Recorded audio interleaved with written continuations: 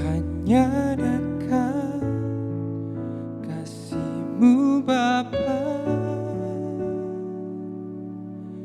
jiwaku pun tenteram. Engkau menerimaku dengan sepenuhnya.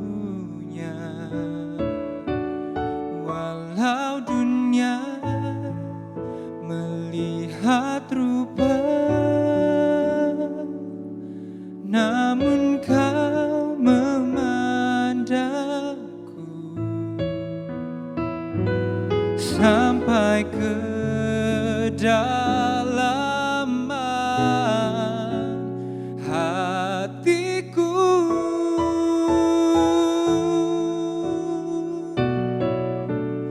Tuhan, inilah yang ku tahu, Kau mengenal hatiku jauh melebihi semua yang terdekat sekalipun. Tuhan, inilah yang ku mau, Kau menjaga hatiku supaya kehidupan memancar senantiasa.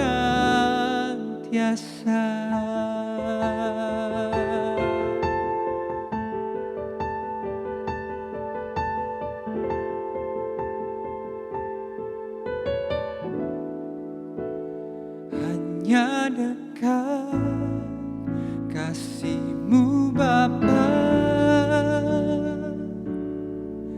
jiwaku pun tenteram. Engkau menerimaku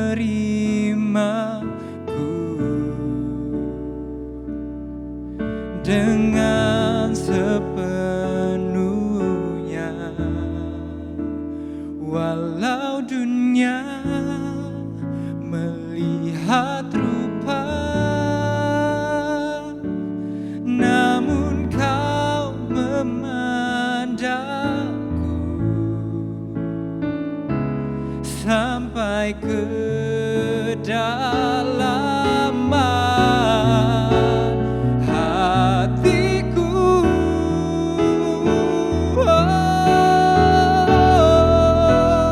Tuhan, inilah yang ku tahu, Kau mengenal hatiku jauh melebihi semua yang terdekat sekalipun. Tuhan, inilah yang ku mau, Kau menjaga hatiku supaya kehidupan memancar senantiasa. Tuhan, inilah yang ku tahu, Kau mengenal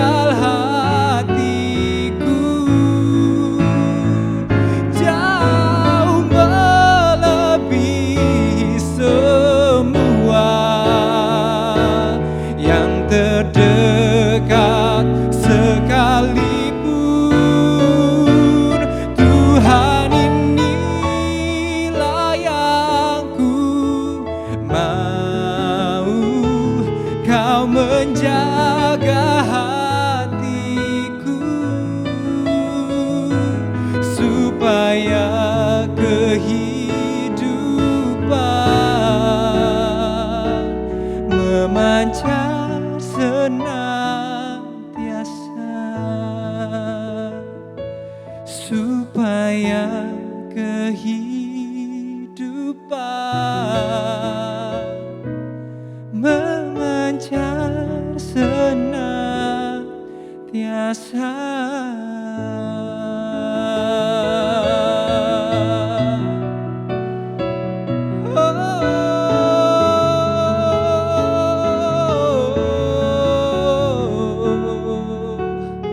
Mancar senantiasa kasih setiamu Tuhan.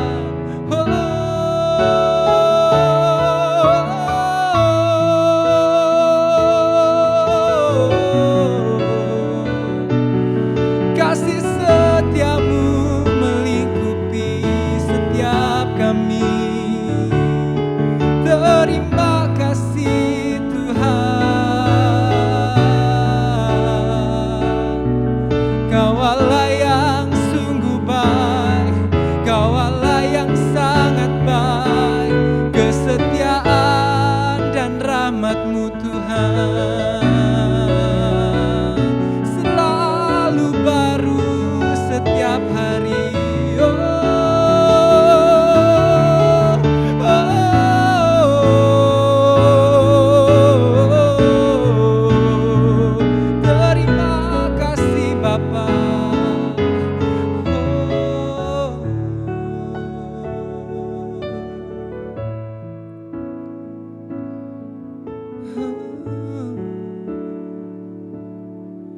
Sebab kasih setiamu lebih dari hidup, kebaikanmu melimpah atasku.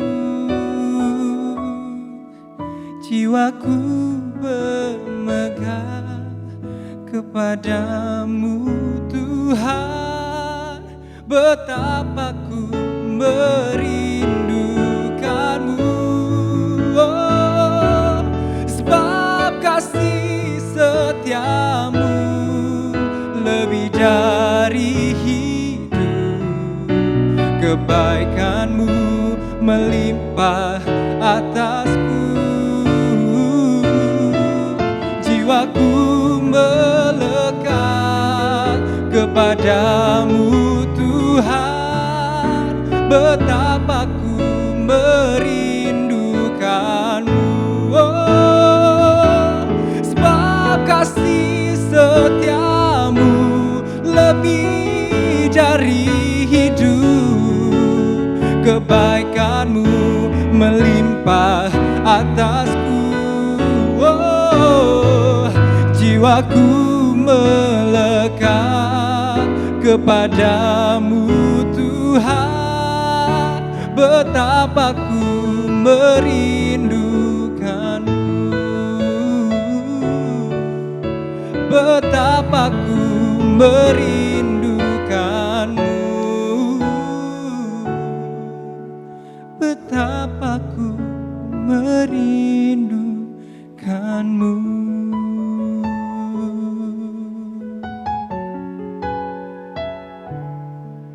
Jesus. Itulah kerinduan kami pada hari ini.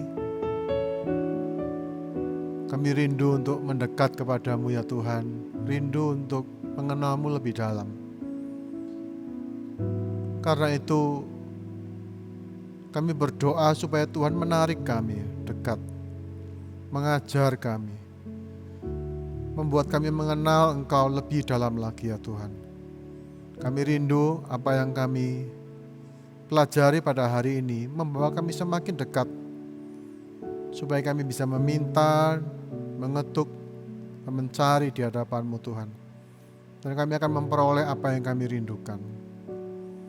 Terima kasih ya Bapa, urapi hamba yang berbicara, urapi juga setiap anak-anak-Mu yang mendengarkan siaran ini. Berbicaralah, nyatakanlah kebenaran-Mu, oleh urapan dan kuasa Roh Kudus. Biarlah kebenaran ini yang menuntun kami di jalan hidup kami masing-masing. Thank you, terima kasih. Di dalam nama Yesus kami berdoa dan bersyukur. Haleluya, amin, amin. Saudara-saudaraku, senang sekali bisa berjumpa. Kita saat ini ada dalam episode kedua, dalam bagian kedua dari satu seri ya, mini seri saudara-saudaraku, ada dengan judul Minta, Cari, dan Ketuk. Minggu lalu kita sudah berbicara bagaimana relasi dengan sesama kita itu menentukan relasi kita dengan Tuhan. Bahwa itu dua hal yang gak bisa dipisahkan. Cara kita memperlakukan sesama kita, the way we treat our brothers and sisters in Christ, itu akan mempengaruhi, itu akan menentukan komunikasi kita dengan Tuhan. Ada banyak doa-doa yang mungkin tidak terjawab, atau kita tidak tahu bagaimana mengajukan permintaan di hadapan Allah, hanya karena kita tidak tahu bagaimana kita bisa meminta dengan baik apa yang kita perlukan, apa yang kita inginkan dari saudara-saudara kita. Minggu lalu kita sudah belajar bahwa tidak mungkin kita bisa mengasihi Tuhan yang tidak kelihatan kalau kita tidak bisa mengasihi saudara kita yang kelihatan. Tidak mungkin kita bisa menghormati Tuhan dan menghargai Tuhan yang tidak kelihatan kalau kita tidak bisa menghormati atau menghargai saudara-saudara seiman yang Tuhan tempatkan di sekitar kita atau keluarga kita. Nah, pada hari ini saya ingin kembali membaca ayat yang minggu lalu kita baca. Kali ini saya akan mengajak saudara untuk melihat satu sisi lagi, satu segi lagi yang sangat penting, bagaimana supaya kita tuh memiliki hubungan yang baik, kita bisa punya satu relasi yang kuat dengan setiap orang, supaya hubungan kita dengan Tuhan juga bisa dikuatkan melalui relasi ini. Matius pasal yang ke-7, saya akan bacakan kembali untuk saudara. Matius 7 ayat yang pertama. Janganlah kamu menghakimi supaya kamu tidak dihakimi, karena dengan penghakiman yang kamu pakai untuk menghakimi, kamu akan dihakimi, dan ukuran yang kamu pakai untuk mengukur akan diukurkan kepadamu. Mengapakah engkau melihat selumbar di mata saudaramu, sedangkan balok di dalam matamu tidak engkau ketahui? Bagaimanakah engkau dapat berkata kepada saudaramu, biarlah aku mengeluarkan selumbar itu dari matamu, padahal ada balok di dalam matamu sendiri? Hai orang munafik, keluarkanlah dahulu balok dari matamu, maka engkau akan melihat dengan jelas untuk mengeluarkan selumbar itu dari mata saudaramu. Ayat yang ke-6, jangan kamu memberikan barang yang kudus kepada anjing, dan jangan kamu melemparkan mutiaramu kepada babi, supaya jangan diinjak-injaknya dengan kakinya lalu ia berbalik mengoyak kamu. Ayat 7, mintalah maka akan diberikan kepadamu, carilah maka kamu akan mendapat, ketoklah maka pintu akan dibukakan bagimu. Karena setiap orang yang meminta menerima, dan setiap orang yang mencari mendapat, dan setiap orang yang mengetuk baginya pintu dibukakan. Adakah seorang daripadamu yang memberi batu kepada anaknya jika ia meminta roti, atau memberi ular jika ia meminta ikan? Jadi jika kamu yang jahat tahu memberi pemberian yang baik kepada anak-anakmu, apalagi Bapamu yang di sorga, ia akan memberikan yang baik kepada mereka yang meminta kepadanya. Ayat 12, segala sesuatu yang kamu kehendaki supaya orang berbuat kepadamu, perbuatlah demikian juga kepada mereka. Itulah isi seluruh hukum Taurat dan kitab para nabi. Minggu lalu saya sudah membahas bagaimana permintaan kepada saudara seiman itu melatih kita, saudara-saudaraku, untuk bagaimana kita meminta kepada Allah. Memang saat kita meminta kepada seseorang, kita harus merendahkan diri. Ya, seseorang yang membutuhkan sesuatu, yang meminta sesuatu, dia sepertinya menempatkan diri di bawah orang yang memiliki apa yang dia butuhkan. Tetapi di sisi lain, saudara-saudaraku, sebuah permintaan itu juga akan menempatkan saudara di atas yang bersangkutan. Karena permintaan itu sangat berkuasa. Saat saudara meminta sesuatu kepada seseorang, apa yang saudara minta itu akan mengganggu dia. Itu akan mendorong dia untuk memenuhi permintaan saudara. Ya, sebuah permintaan itu sangat berkuasa. Jadi pada saat kita meminta, kita sepertinya merendahkan diri, sekaligus saudara-saudaraku, kita itu sepertinya somehow kita sedang mempengaruhi, kita sedang mendorong orang itu untuk memenuhi apa yang kita minta. Sebabnya Tuhan mendorong kita untuk meminta. Karena pada saat kita meminta kepada Tuhan juga, kita merendahkan diri, tapi sekaligus juga saudara melihat bahwa permintaan kita itu bisa mengubah hati Tuhan. Permintaan kita itu bisa menyentuh hati Tuhan. Kita mencatat berbagai peristiwa di mana Tuhan sepertinya mengubah keputusannya, walaupun dari satu sisi Tuhan berdaulat, saudara-saudaraku. Tetapi dalam interaksinya dengan manusia, saudara akan melihat di Alkitab bagaimana permintaan, bagaimana doa syafaat dari beberapa orang itu mengubah, itu membuat Tuhan melakukan sesuatu, saudara-saudaraku, yang sebelumnya seperti tidak direncanakannya. Itulah iman. Dan kali ini saya akan mengajak saudara untuk melihat, merenungkan bagian yang pertama dari Matius 7, yaitu tentang penghakiman. Dikatakan jangan kamu menghakimi. Saudara-saudara, kenapa ini penting? Karena penghakiman itulah yang akan menghalangi saudara. Penghakiman itu yang membuat saudara tidak mungkin meminta dengan baik kepada seseorang. Ya, kalau kita hubungkan semua ayat-ayat ini saudara-saudaraku, sebelum ayat yang ke-7 dikatakan mintalah di ayat ke-7. Tetapi saudara kalau pelajari ayat 1 sampai ayat yang ke-6, saudara akan melihat bahwa ada satu hal yang membuat kita tidak bisa meminta dengan baik. Yang membuat kita tuh tidak bisa mengajukan permintaan kepada seseorang, saudara-saudaraku, yaitu kalau kita itu menghakimi orang tersebut. Penghakiman adalah sebuah dosa yang serius di hadapan Tuhan, saudara-saudaraku. Ya, penghakiman inilah yang membuat seseorang itu menjadi marah. Saat saudara melihat saudara yang lain dan saudara mulai membuat penilaian apapun yang dia kerjakan, pada saat saudara mulai menghakimi seseorang, maka Anda sedang dalam keadaan yang tidak baik dikatakan. Karena dikatakan kalau saudara menghakimi seseorang, dalam mata kita, dalam mata saudara, mata saya kalau saya menghakimi orang, itu ada balok. Penghakiman itu membuat saudara tidak bisa melihat dengan jelas posisi orang tersebut. Penghakiman ini juga yang membuat kita sebelum kita meminta, kita sudah marah terhadap yang bersangkutan, saudara-saudara. Penghakiman ini sebetulnya adalah sesuatu yang sangat tidak boleh kita lakukan. Ya, dalam Yakobus pasal yang keempat, saudara-saudara, Yakobus 4 ayat yang ke-11 berkata seperti ini. Yakobus 4 ayat yang ke-11. Ini nasihat yang luar biasa dari Rasul Yakobus kepada setiap kita semua. Ayat 11, Yakobus 4 ayat 11. Saudara-saudaraku, janganlah kamu saling memfitnah. Barang siapa memfitnah saudaranya atau menghakiminya. Saudara lihat, fitnah dan penghakiman itu serupa tapi tak sama. Karena fitnah itu akan berfokus pada kejelekan seseorang. Penghakiman juga sama. Saat saudara menghakimi seseorang, mata saudara akan jadi sempit pandangan saudara. Saudara hanya akan berfokus pada kelemahan orang itu. Ya, barang siapa memfitnah saudaranya atau menghakiminya, dikatakan ia tuh mencela hukum dan menghakiminya. Jadi saat kita menghakimi orang lain, kita tuh sebetulnya menghakimi the law. Kita tuh sedang menghakimi hukum Tuhan, saudara-saudaraku. Dan jika engkau menghakimi hukum, maka engkau bukanlah penurut hukum, maka saudara itu bukan pelaku atau orang yang melakukan hukum, tetapi hakim. Saudara akan menjadi hakim. Dan ayat 12 ditegaskan, hanya ada satu pembuat hukum dan hakim, yaitu Dia yang berkuasa menyelamatkan dan membinasakan. Tetapi siapakah engkau sehingga engkau mau menghakimi sesamamu manusia? Saudara lihat bahwa penghakiman, saudara-saudaraku, itu membuat saudara itu mengambil alih posisi Tuhan dalam kehidupan. Sebab itu berkali-kali Tuhan mengatakan, janganlah kamu menghakimi. Saat kamu menghakimi, Anda sedang berusaha, kita sedang berusaha, tanpa kita sadari, kita berusaha mengambil posisi Allah sebagai sang pembuat hukum dan sebagai hakim agung itu. Dan saat kita menghakimi saudara-saudaraku, kita tidak akan bisa membangun satu hubungan yang baik dengan siapapun. Saya beri contoh misalnya. Dalam kehidupan suami istri, saya sering kali waktu saya konseling ya, suami istri itu saat mereka tidak berhasil membangun satu komunikasi yang baik, mereka akan sulit sekali untuk bisa berbicara hal-hal yang penting tanpa bertengkar, saudara-saudaraku. Saya sering kali menemukan seorang suami, misalnya suaminya cerita ke saya, istriku begini.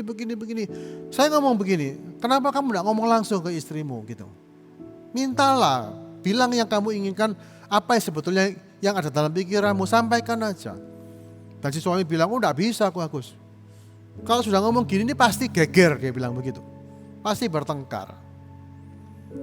Dan ini sering kali saya temui, saudara-saudaraku. Ada orang tua juga yang juga ngomong ke saya, tolong ngomong sama anakku ya, gitu. Kalau pakai baju begini. Saya katakan, kenapa enggak Anda ngomong sendiri kepada anak Anda, kepada anakmu, ngomong aja dong itu anakmu. Daripada bertengkar nanti aku enggak usah gitu. Jadi rupanya ada satu kesulitan dalam lingkungan keluarga bahkan untuk betul-betul asking gitu, untuk meminta. Dan dasar kesulitan ini apa saudara-saudaraku? Kalau boleh saya sebut, salah satu hal yang menyulitkan dalam hubungan adalah penghakiman. Suami yang tidak bisa ngomong sama istrinya atau istri yang tidak bisa ngomong sama suaminya, besar kemungkinan, hampir dipastikan mereka sudah saling menghakimi. Mungkin suami berpikir, percuma ngomong begini, nanti pasti bertengkar. Dia itu angel omongannya gitu, angel tuturannya gitu. Nah kalau seorang suami sudah menghakimi istrinya, tidak bisa mendengarkan saudara-saudaraku, begitu suaminya mencoba untuk mengatakan sesuatu, dia udah jengkel duluan. Dia udah merasa bahwa nanti kan pasti marah, nanti kan pasti begini gitu. Ya kan? Atau misalnya seorang istri yang sudah menghakimi suaminya sebagai seorang yang tidak mau membantu misalnya. Misalnya seorang istri pingin suaminya bantu dia cuci piring. Dan dia tahu suaminya ini memang malas cuci piring. Ya saudara tahu suami-suami kerja cari duit di luar dan pulang kepingin istirahat. Kalau pulang-pulang kerja capek disuruh cuci piring ya tidak semua suami bersuka cita akan hal itu. Tetapi ya sometimes gitu, kadang-kadang istri juga capek kan di rumah ya. Banyak urusan, ngurus anak dan segala macam. Dan andaikan saja Anda sebagai istri, Anda kepingin suami membantu, apa yang akan Anda katakan? Hal yang paling benar adalah Anda ngomong dengan baik-baik, Ko atau Pa, bantu aku cuci piring ya, mau enggak? Gitu. Tolong bantu aku cuci piring ya, aku capek loh Pak, Papa bantu ya. Gitu. Kalau saudara bisa ngomong begitu, ada kemungkinan permintaanmu ditolak, tapi lebih besar kemungkinannya suami saudara akan melakukannya. Kalau saudara minta dengan baik-baik. Tapi mungkin dalam perjalanan seorang istri sudah menghakimi suaminya dan mengatakan dia sudah mikir pasti suaminya nggak mau. Suamiku ini egois, suamiku ini menanginya sendiri. Gitu. Jadi kalaupun dia minta tolong dia akan ngomong dengan kata-kata seperti ini. Mau enggak kamu nolong? Pasti enggak mau kamu tuh enggak peduli kok sama aku. Nah gitu, sudah ngomel duluan saudara-saudaraku. Jadi suami pulang kerja, capek-capek, istrinya cuci piring gitu ya, keringatan, benar istrinya pulang-pulang ngomong, lihat istri susah, enggak peduli, kamu mau enggak bantu aku? Pasti enggak mau gitu. Nah kalau saudara ngomong seperti itu sudah berupa penghakiman saudara-saudaraku. Saya pikir akan mujizat kalau suami saudara kemudian membantu saudara. Karena sudah jengkel duluan kalau seorang suami tiba-tiba dituduh seperti itu. Walaupun mungkin dia jarang cuci piring, mungkin saja suami saudara memang jarang cuci piring. Tapi kalau Anda meminta bantuan dengan cara seperti itu, dengan penghakiman, nobody will do what you ask, saudara. Ini salah satu contoh kecil saja dan ini bisa terjadi di mana-mana. Kalau saudara misalnya pengen anak saudara lebih rajin misalnya, ya kan? Saudara misalnya kepingin anak saudara itu bangun pagi dan kemudian melakukan tugasnya dengan lebih tanggung jawab. Saudara bisa ngomong dengan cara begini, nak besok bangun lebih pagi ya, kamu bantu papa dan setelah itu kamu selesaikan tugasmu. Saudara bisa minta baik-baik. Tentu saja saudara-saudaraku perubahan tidak akan langsung terjadi. Tetapi sayangnya yang biasa terjadi adalah kita ngomong ke anak kita, nak kamu jangan malas-malas ya, besok bangun. Jangan terlalu malas kamu, jadi apa kamu nanti? Kalau kita sudah kemudian menghakimi anak kita sebagai anak yang malas, anak yang tidak punya masa depan saudara-saudaraku. Dan kita menegur anak kita dengan cara seperti itu, sangat kecil kemungkinan dia akan melakukan apa yang kita inginkan. Nah seni meminta, seperti yang kita bahas minggu lalu, seni meminta ini akan menjadi rusak saat kita itu terbiasa tanpa kita sadari kita menghakimi orang lain. Penghakiman, waktu saudara menghakimi seseorang, sudah pasti saudara akan anggap orang itu lebih rendah dari saudara. Orang ini bencana, orang ini malas, orang ini begini. Mungkin saudara nggak sadar.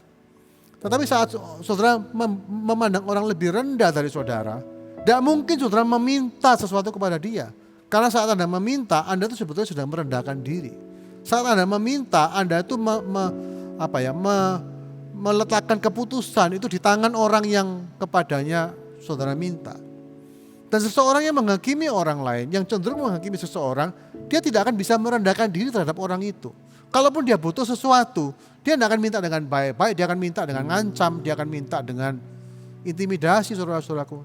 Dan ingat ya, aku ini sudah sudah melakukan apa? Orang tidak ingat sama sekali. Nah, saudara bisa menyindir, saudara kemudian bisa mengintimidasi supaya orang itu memenuhi permintaan saudara. Dan itu tidak akan berhasil, saudara-saudaraku. Sebab itu dikatakan jangan engkau menghakimi. Nah, saya tahu tentu saja tidak setiap kita itu langsung menghakimi seseorang. Biasanya tidak begitu. Nah, penghakiman biasanya selalu didahului dengan usaha untuk menyampaikan sesuatu yang benar, tapi itu tidak diterima. Contoh, saudara mungkin sudah berusaha, nak, kamu besok bangun pagi ya. Kita sudah lakukan baik-baik nih. Tetapi anak kita tidak melakukan, terus kita jengkel. Satu, ya kan. Kita mungkin lakukan 2 kali, 3 kali, 4 kali. Lama-lama kita mikir, ini anak tidak bisa diatur betul ini, gitu kan. Dan kita kemudian melakukan vonis, kita kemudian menghakimi, kita mulai menilai seseorang. Sebab itu kalau saudara baca di ayat yang ke-6, saudara-saudaraku, dikatakan jangan kamu memberikan barang yang kudus kepada anjing dan jangan kamu melemparkan mutiaramu kepada babi, supaya jangan diinjak-injaknya dengan kakinya lalu ia berbalik mengoyak kamu.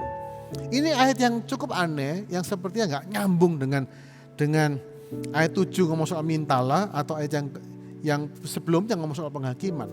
Aneh kenapa? Karena Yesus sudah sebelumnya Yesus bilang jangan menghakimi, terus kok tiba-tiba mengatakan jangan berikan barang yang kudus kepada anjing dan seterusnya. Bukannya kita tidak boleh menghakimi, saudara-saudaraku. Kenapa kok tiba-tiba kita dikasih tahu jangan kasih barang yang kudus kepada anjing atau kepada babi? Apakah itu berarti kita boleh menilai orang lain sebagai anjing atau babi yang tidak bisa tangkap maksud baik kita? Bukan. Ayat yang ke-6 ini sebuah peribahasa. Sebuah kebenaran yang disampaikan dengan cara yang menggelitik hanya untuk menyadarkan kita, saudara-saudaraku, bahwa untuk orang itu bisa memahami maksud kita, untuk seorang anak itu bisa memahami apa yang kita maksud baik kita, itu perlu waktu, saudara-saudaraku. Kebenaran itu tidak bisa dipaksakan. Saat kita meminta seorang istri untuk bersikap baik, kita misalnya minta kita pingin istri kita tuh tidak terlalu judes sama kita, misalnya begitu ya. Saudara harus tahu bahwa kita bisa kemudian mengkhotbahi istri kita. Kita bisa kemudian memberitahu kepada dia betapa salahnya dia. Biasanya kan begitu. Kita bisa bertengkar hanya untuk menunjukkan betapa kita benar dan dia salah. Dan pertengkaran timbul dari mana, saudara-saudara? Karena kita berusaha memaksakan kebenaran kita dengan cara yang mungkin nggak tepat, dalam waktu yang nggak tepat. Dan waktu kita memberikan kebenaran itu kepada seseorang, katakan kepada istri kita berusaha ngasih tahu, kamu tuh jadi istri jangan jahat-jahat, misalnya begitu. Waktu Anda coba kasih tahu, dan itu waktunya nggak pas, mungkin caranya nggak pas, saudara-saudaraku, yang terjadi apa? Istri kita balik menyerang kita. Mungkin dia membela diri, dia juga nunjukin salah kita di mana. Nah, waktu itu terjadi, saudara harus tahu bahwa beberapa hal itu memang perlu dilakukan dengan sabar. Ini artinya mengetuk, saudara-saudara. Bukan berarti istri kita ini babi atau anjing, bukan ya, bukan.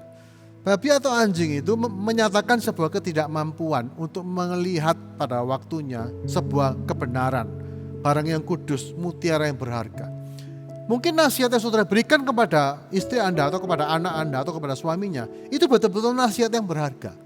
Itu betul-betul sebuah value, sebuah nilai yang sangat penting. Nah, kamu bangun pagi, kamu rajin loh. Hiduplah rajin, kamu pasti gitu.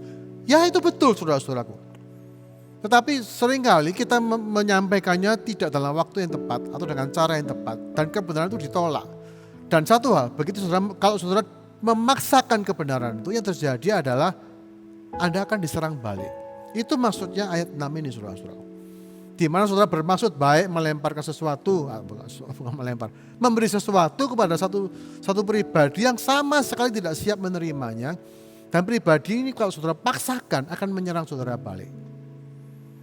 Makanya di banyak tempat saya melihat ada papa dengan anak laki jiong, ya enggak, musuhan, ya kan, mertua menantu jiong, musuhan. Kenapa bermusuhan? Karena masing-masing berusaha memaksakan kebenaran versi mereka masing-masing. Dan saat mereka memaksakan kebenaran itu dan itu tidak diterima, malah kita yang bermaksud baik itu kita malah mendapatkan sesuatu yang buruk. Disitulah muncul penghakiman, saudara-saudara.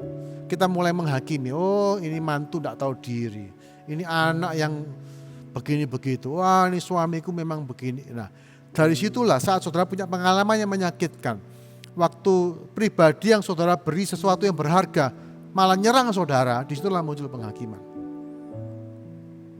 Jadi saudara-saudaraku, kalau misalnya dalam beberapa peristiwa, waktu Anda mencoba memberi nasihat, waktu Anda mencoba untuk menyampaikan maksud baik Anda, dan itu nggak nyampe, dan itu ditanggapi negatif, saudara-saudara, Anda mundur dulu, and don't judge. Ya, jangan menghakimi, Anda mundur dulu, Anda pikir dulu. Mungkin waktunya tidak tepat, mungkin caranya tidak tepat. Manusia masing-masing punya kapasitas, kita ini punya time frame sendiri-sendiri. Tidak semua kebenaran yang diberikan kepada kita akan terima kok. Tuhan Yesus juga tahu itu. Dikatakan pernah Tuhan Yesus berkata kepada para murid-muridnya, kamu masih belum bisa menanggung semua ini. Bahkan Tuhan Yesus sendiri pun mengajar murid-muridnya juga tahap demi tahap. Tidak semua kebenaran, semua hal diberikan. Saya beberapa kali mengalami frustasi waktu saya mencoba menasihati anak saya. Dan anak saya masih remaja waktu itu. Dan Tuhan mengatakan begini, bagaimana bisa kamu memaksakan wawasan yang kamu dapat selama 50 tahun dan kamu paksakan dengan seorang anak yang baru menginjak remaja. Jelas mereka tidak akan bisa menerima. Bukan salah mereka juga, salah saya yang tidak bisa menentukan atau salah saya yang tidak bisa membedakan kapan dan apa yang harus sampaikan pada waktunya. Bagaimana saya bisa menyampaikan kebenaran dalam porsi-porsi kecil mungkin, ke dalam porsi yang bisa diterima anak saya. Jadi daripada saya menghakimi anak saya sebagai anak yang tidak tahu diri, anak yang tidak dengar-dengaran pada orang tua, saya akan belajar untuk mengenal dia lebih lagi. Sehingga pada saat saya mengajukan sebuah permintaan, saya mengajukan sebuah value misalnya, dia bisa menerima dengan baik dan bisa melakukannya. Dan dengan sikap seperti ini saudara-saudaraku, dengan sikap seperti ini, seperti kita bahas minggu lalu, hubungan kita dengan Tuhan juga akan menjadi sangat baik. Sebab itu begitu kita tidak menghakimi, begitu kita membuang semua balok, kita membuang kemunafikan itu, kita membuang penghakiman itu saudara-saudaraku, kita akan bisa melihat dengan lebih jelas bahwa setiap orang itu ada salahnya. Dan setiap orang itu ada tingkat pertumbuhan masing-masing saudara-saudara. Di situ kita akan belajar untuk bagaimana kita bisa meminta mereka setahap demi setahap. Bagaimana kita perlu mengetuk. Ya, bagaimana kita perlu sabar untuk mengajari seseorang, atau kita perlu sabar dengan setiap orang lah, agar mereka bisa memenuhi harapan kita misalnya. Katakan itu bawahan kita, itu anak kita, istri kita atau suami kita. Kita punya ekspektasi tentu saja.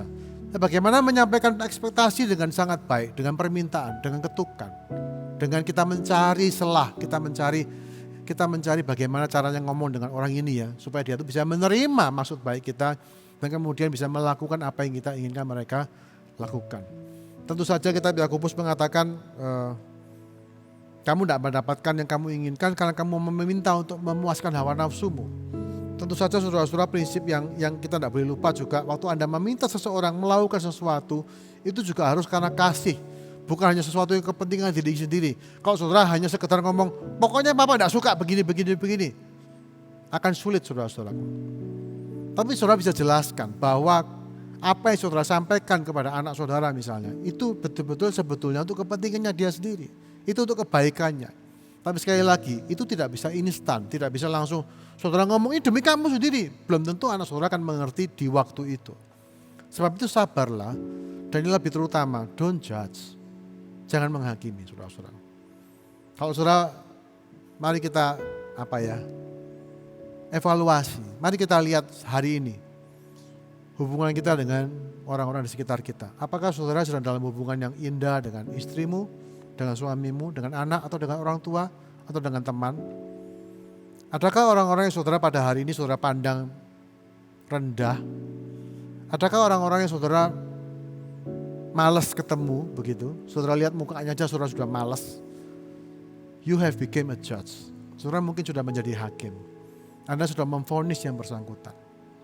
Dan saudara-saudara, dengan cara seperti itu, hubungan Anda tidak akan pernah bisa baik. Dan Anda tidak mungkin akan belajar membereskan, atau Anda nggak mungkin bisa mengajukan sebuah permintaan kepada yang bersangkutan, kalau saudara memandang dia begitu rendah, saudara-saudara.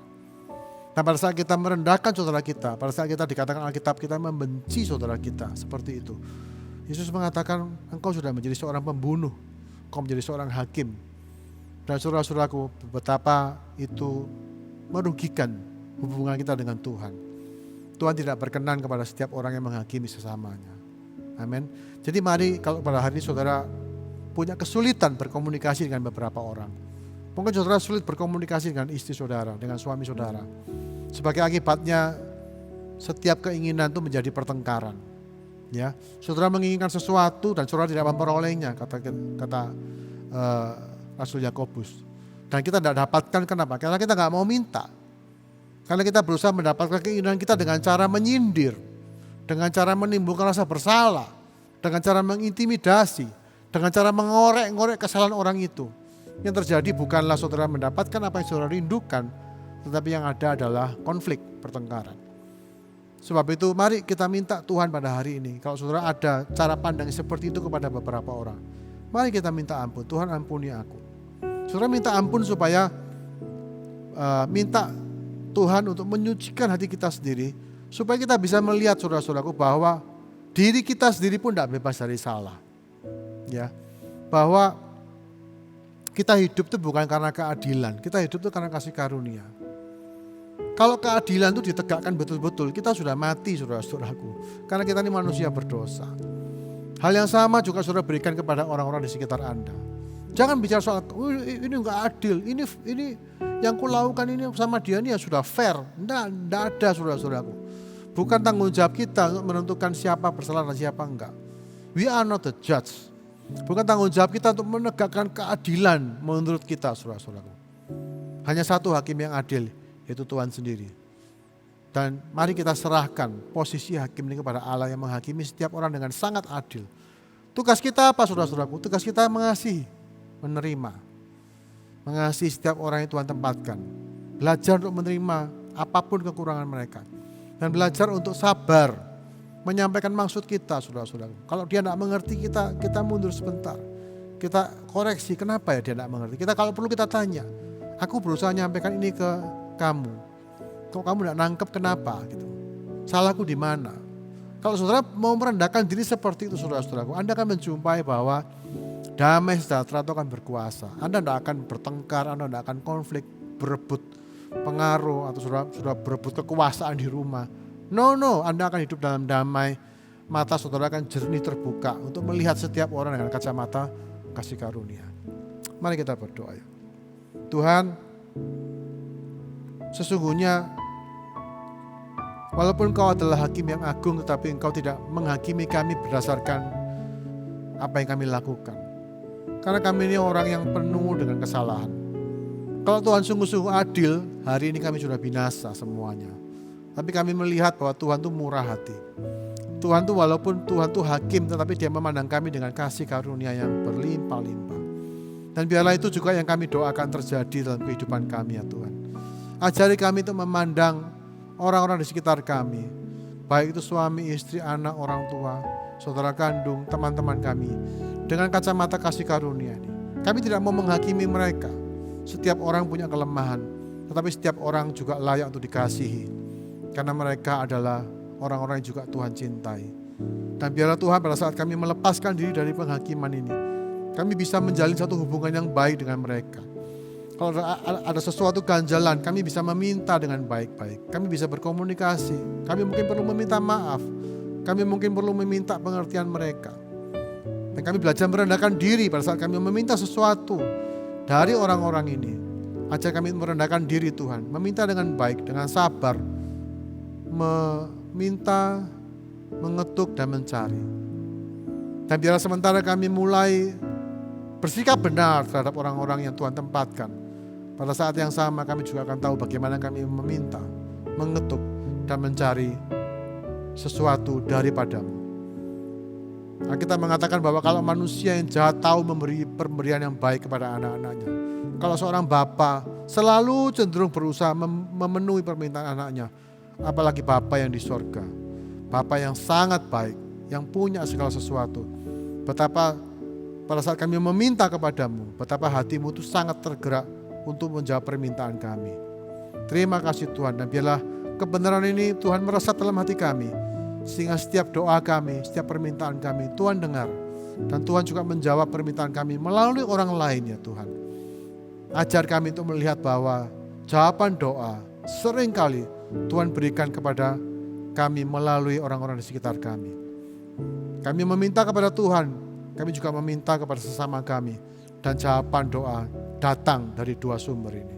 Terima kasih ya Tuhan, urapi kami dengan hikmat-Mu, jadikan kami serupa dengan gambaran-Mu. Di dalam nama Yesus kami sudah berdoa dan bersyukur. Amin.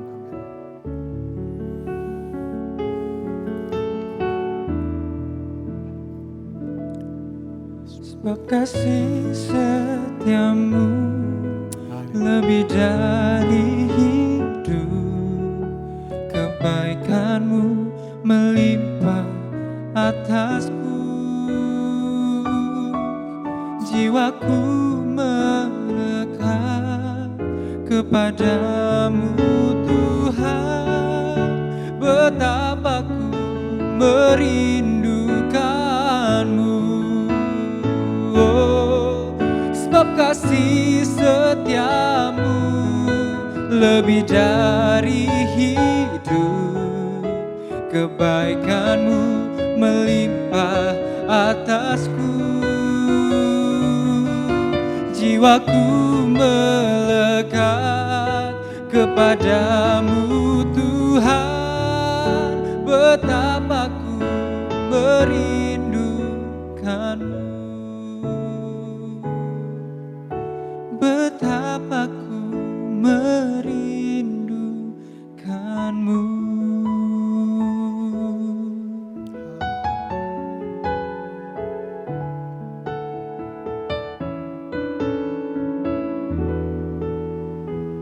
Thank you Jesus, thank you.